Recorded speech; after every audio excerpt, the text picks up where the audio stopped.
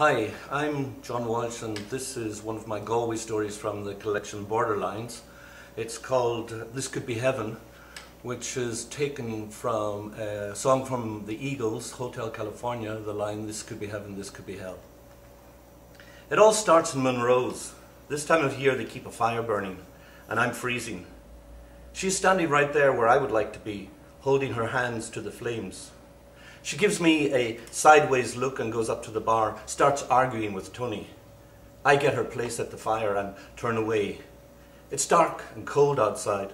All I want is some warmth. When she comes back, she pushes in beside me. "Tony's a jerk," she says by way of introduction. I look at her and move a little to the side. "He won't give me any more drink," she goes on. "He takes all my money, leaves me bus, then he expects me to beg. Screw him." I'm not really sure who she's talking to. She looks more like a Radisson type. She's checking the tables, looking for somebody, but most of the tables are empty. When she's finished, she turns her attention to me. "Do I know you? You look familiar." She's pretty good looking, well dressed, neat makeup, some jewelry, not much, but expensive stuff. "I don't think so," I say. "You know Eddie? I think I saw you with Eddie." She takes another look around. "He's not in yet." Maybe I know Eddie. I'm not sure. But I think I've slipped her mind already. She goes to the bar again and this time Tony gives her a drink. He doesn't ring it up. "I knew Tony was all right," she says when she gets back. "You've nothing to drink. What's wrong with you?" "It's okay," I say. "I only came in to get warmed up." "Hey, come on. Sit down here beside me. Here, this one's close to the fire." We sit down facing each other. I'm wondering what it is about her. "Are you sure I haven't seen you with Eddie?" she says. "Who's Eddie? Do I know him?" "Everybody knows Eddie. Eddie's father only owns about half the bars in Galway. He wouldn't be one of my biggest fans, not ever, but that doesn't bother Eddie." Something tells me not to ask what the father has against her. Right now it could be the wrong way to go. I have the feeling if she wants to, she will let me know. As she holds her glass, I notice how perfect her nail polish is. TV commercial perfect. Everything about her is right, but there is something, and I'm trying to think of some question to ask, but nothing is coming to me. "I'll get you a drink," I say. "What is it?" "Would you?" She perks up. "Vodka martini." "You're sweet. Hey, what's your name?" "Ian." "Nice to meet you, Ian. I'm Denise." This is where it starts to get complicated. "Do you know who you're with?" Tony asks me. He's just set the vodka martini in front of me on the bar. Tony knows I don't know, but he's not for telling me. "Watch yourself." That's all he says. I'm drinking tap water with blackcurrant and ice, and I only wanted to get warm.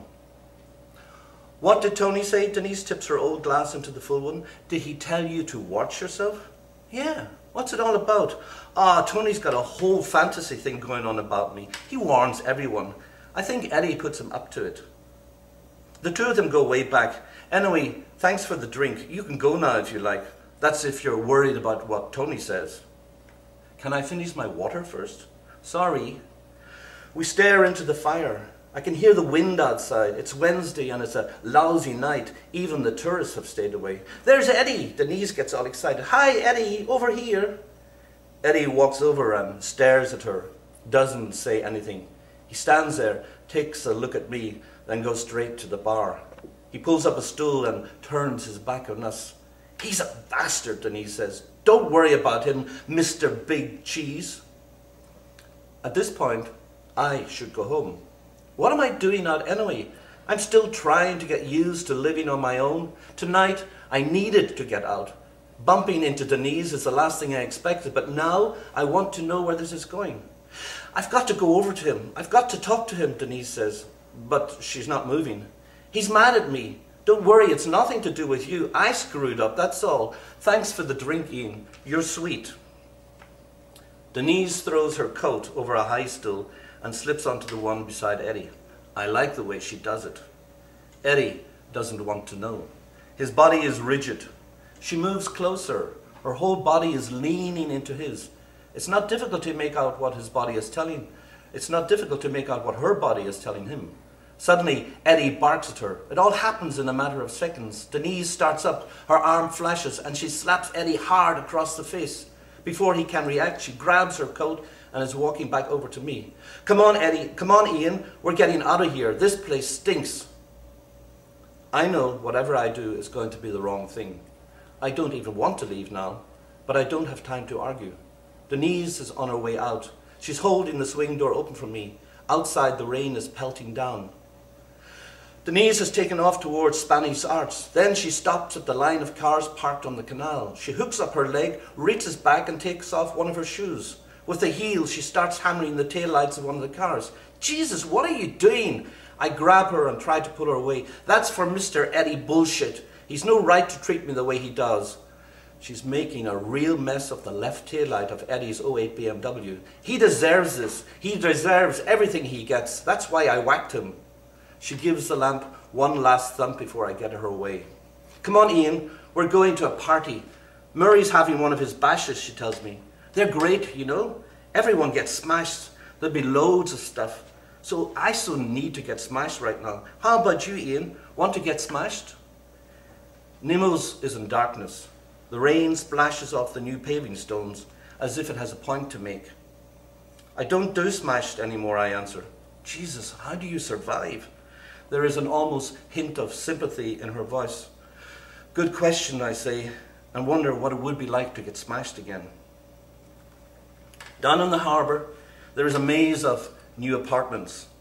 We stop at one and Denise starts banging the intercom on a security gate. A voice crackles and the gate clicks open. I follow her down a tight corridor. I'm beginning to feel claustrophobic already. We come to a door Denise recognises. Whoever is standing behind it opens the minute she knocks. Jer, hi, meet Ian, he's cool, where's Murray? As soon as we are inside, Denise takes off, tells me to get myself a drink. The room I'm in is dimly lit, but I can make out some people sprawled on the floor. When my eyes adjust, I can see it's mostly guys. I don't like staring, but it's hard not to. Anyway, no one seems to be bothered about me. I can hear an argument going on in the other room. Murray is not happy about people crashing his party. Who are these people? Who let them in? They're cool, Murray. No one's causing any trouble. Everything's cool. Here, try this. This could be heaven. This could be hell. Right here. I catch sight of Denise coming from the other room. She doesn't seem bothered about any of the people around her. She comes straight to me. Ian, what's happening? You get something to drink? I'm going. This isn't my scene.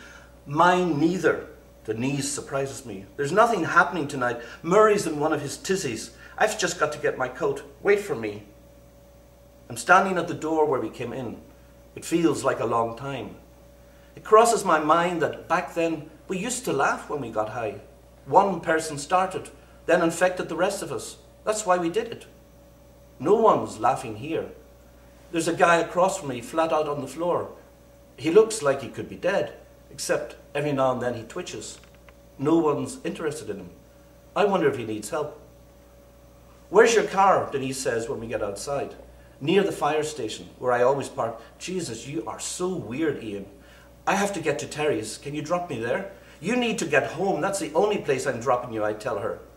Please, Ian, please take me to Terry's. You don't have to wait. Just drop me there and you can leave. Please. I'm going home, I say. I should have gone long ago. You can get a taxi. Taxis cost money. I don't have any. Please, Ian, one last time. I won't ask any more of you. Haven't you had enough? You're freaked out already. What's this Terry guy that you need so badly? I need to talk to Terry. He owes me. I've no way out of it. I don't want to leave her stranded, and she doesn't want to go home. It's early morning. Whoever Terry is, unless he runs an all-night drop-in centre, he's not going to be pleased. But I give in. Where does he live? Off the circular. I'll take you. I almost laugh. She slips her arm through mine as if everything is okay again. It's a steep hill up to the circular. When we get to the top, Denise directs me off left into a housing estate I didn't know was there. Everything is quiet, normal. Cars and sloped driveways, pencil point lighting from consecutive doorbells. Denise points to a house that looks like all the others. That's Terry's. You can drop me here. Thanks, Ian. You're sweet. Something stops me from driving off. Something is keeping me there. I wait as she rings the bell. Nothing happens. She rings again, then starts banging the door with her fist. I can hear her screaming. First a light goes on upstairs, then a curtain draws. A few minutes later the front door opens and Denise rushes in. It's all over. But there's something in my head. I'm turning the car when the door opens again. I catch it in the rear view mirror. Someone shoves her out of the door and she stumbles to her knees and crumples in a heap on the drive. I back the car up as near as I can and swing open the passenger door. Get in, I say, get in. Denise looks at me as if she has forgotten who I am. Then she lifts herself off the ground and falls into the passenger seat. Ian, take me home, please. I want to go home. Denise lives in an ivy-covered two-storey on Taylor's. Lots of trees and privacy. The BMW in the drive has a banged-up tail light. I notice it, but I don't mention it. Neither does Denise. I owe you, Ian, she says. She holds the door to steady herself. She looks a mess, but she smiles. Thanks for waiting. The city has a clean feel to it in the early morning when the rain stops and people have not started moving. Sitting at a traffic light, wondering if I should drive through, I get to think. This time of the morning, I like.